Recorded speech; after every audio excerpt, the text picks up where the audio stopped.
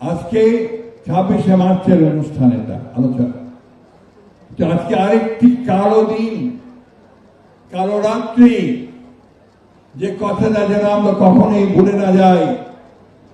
25শে মার্চের এই রাত্রে পাকিস্তান হানাদার বাহিনীর, তাদের সেনাবাহিনী অপারেশন সার্চলাইট নাম দিয়ে রাতের অন্ধকারে ঝাঁপিয়ে পড়েছিল বাঙালিদের উপরে, ঝাঁপিয়ে পড়েছিল ঢাকা বিশ্ববিদ্যালয়ে, ঝাঁপিয়ে পড়েছিল জগন্নাথ বিশ্ববিদ্যালয়ে, রাজারবাগে, পিলখানায় বিডিআরের, এবং তারা অসংখ্য মানুষকে সেদিন হত্যা করেছিল।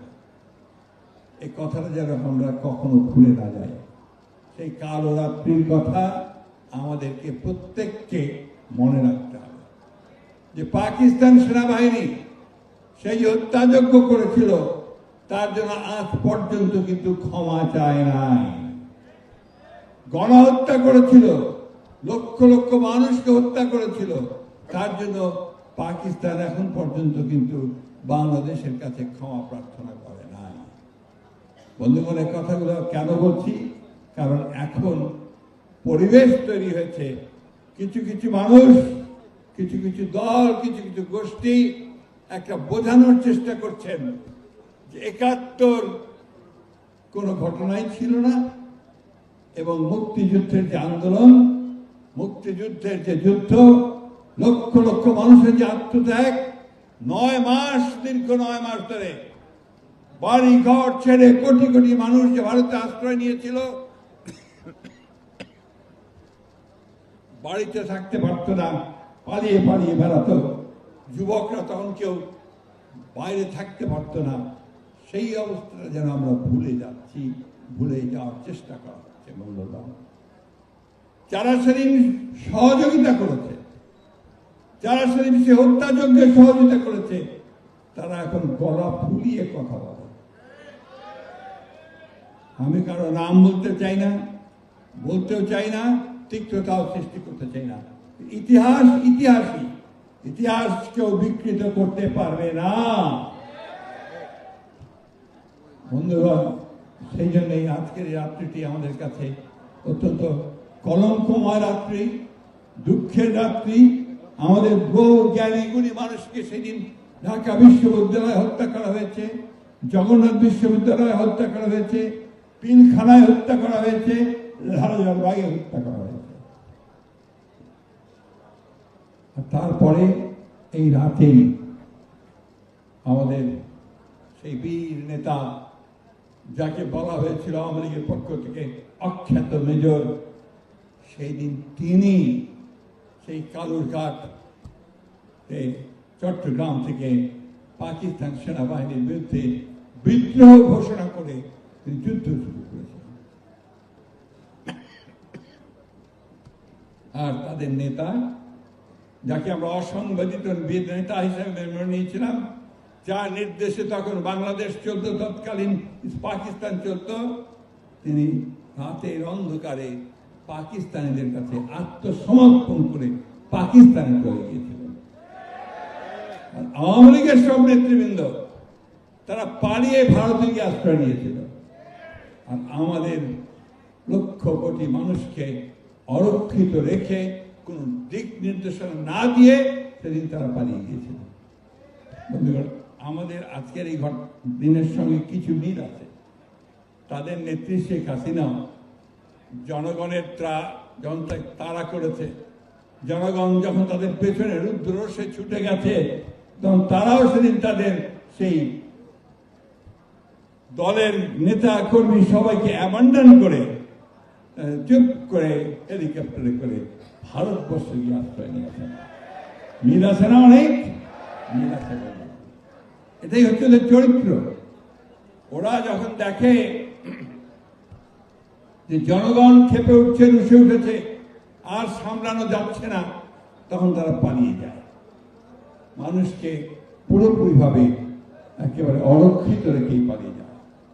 বন্ধুগণ, 1971 সাল আমাদের জন্য আমরা যারা 1971 সালের স্বাধীনতা যুদ্ধ করেছি, আমরা যে একটা স্বাধীন ভূখণ্ড ছিনিয়ে নিয়ে এসেছি, পাকিস্তানের শোষণ, নিপীড়ন, নির্যাতন থেকে, তাদের হাত থেকে বের করে আমরা যখন একটা স্বাধীন মুক্ত বাংলাদেশ তৈরি করার জন্য যুদ্ধ শুরু করেছি, আমাদের কাছে নিঃসন্দেহে এটা অত্যন্ত আবেগের, অত্যন্ত আমাদের হৃদয়ের একটা যন্ত্রণার মধ্য দিয়ে আসা একটা ঘটনা।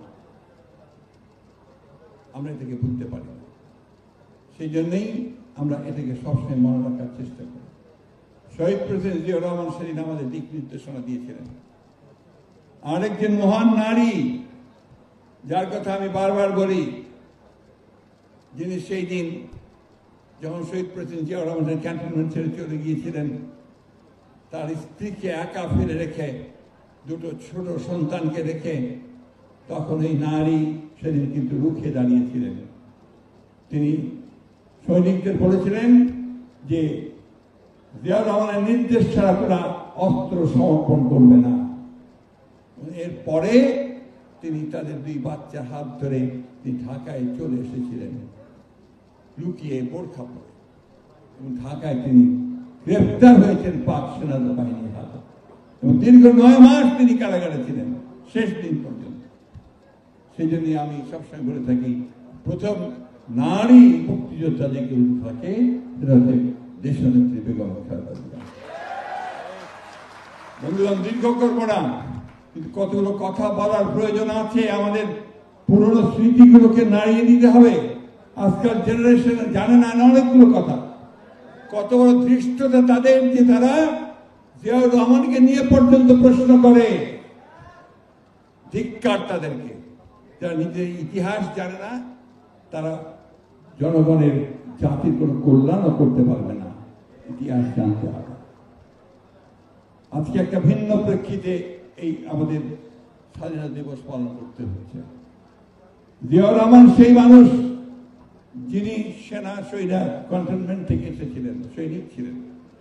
তার তো গণতন্ত্র দেওয়ার কথা ছিল না, তার তো মিডিয়াকে স্বাধীনতা দেওয়ার কথা ছিল না। যাদের দেওয়ার কথা ছিল তারা দেয়নি।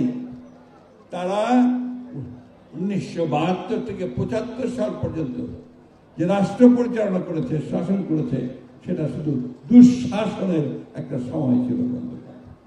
সেদিনও 30,000 সৈনিক, যুবক, ছাত্রকে হত্যা করা হয়েছিল। সেদিনও সমস্ত পত্রিকা বন্ধ করে দেওয়া হয়েছিল। একদলীয় শাসন ব্যবস্থা বাকশাল প্রতিষ্ঠা করা হয়েছিল। এটা বারবার বলতে হবে, বারবারই কথা বলতে হবে, মনে করতে হবে। আওয়ামী লীগ কখনোই গণতন্ত্র বিশ্বাস করত না। আওয়ামী লীগ সবসময় গণতন্ত্রকে ধ্বংস করেছে। সুতরাং আওয়ামী লীগকে আর কোন গণতান্ত্রিক সুবিধা দেওয়ার কথা আমরা চিন্তা করতে পারি না।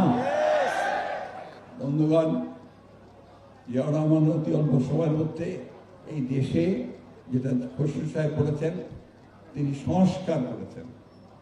একদলীয় শাসন ব্যবস্থাকে বহুদলীয় গণতন্ত্র নিয়ে এসেছেন, মাল্টি পার্টি সিস্টেম নিয়ে এসেছেন। তিনি মিডিয়ার স্বাধীনতা দিয়েছেন, সমস্ত পত্রিকাগুলোকে খুলে দিয়েছেন, একটা গণতান্ত্রিক চর্চা শুরু করেছেন। তিনি অর্থনীতিতে বহুমাত্রিক অর্থনীতি সৃষ্টি করেছেন, অর্থাৎ বেসরকারি মালিকানাকে নিয়ে এসেছেন, মুক্ত বাজার অর্থনীতি তিনি শুরু করেছেন, রিফর্ম নিয়ে এসেছেন। রিফর্মের শুরু তো শহীদ প্রেসিডেন্ট জিয়াউর রহমানের হাত থেকে। আজকে যারা রিফর্ম বলছি আমরা, আমাদের মনে রাখতে হবে যে রিফর্মের প্রথম শুরু করেছেন শহীদ প্রেসিডেন্ট জিয়াউর রহমান। এরপরে রিফর্ম করেছেন দেশনেত্রী বেগম খালেদা জিয়া। তিনি সংসদীয় গণতন্ত্র করেছেন, এবং যখন জনগণের দাবির প্রেক্ষিতে তিনি তত্ত্বাবধায়ক সরকারের বিধান কনস্টিটিউশনের সন্নিবেশিত করেছেন। এতগুলো মৌলিক সংস্কার কিন্তু এই বিএনপির হাত দিয়ে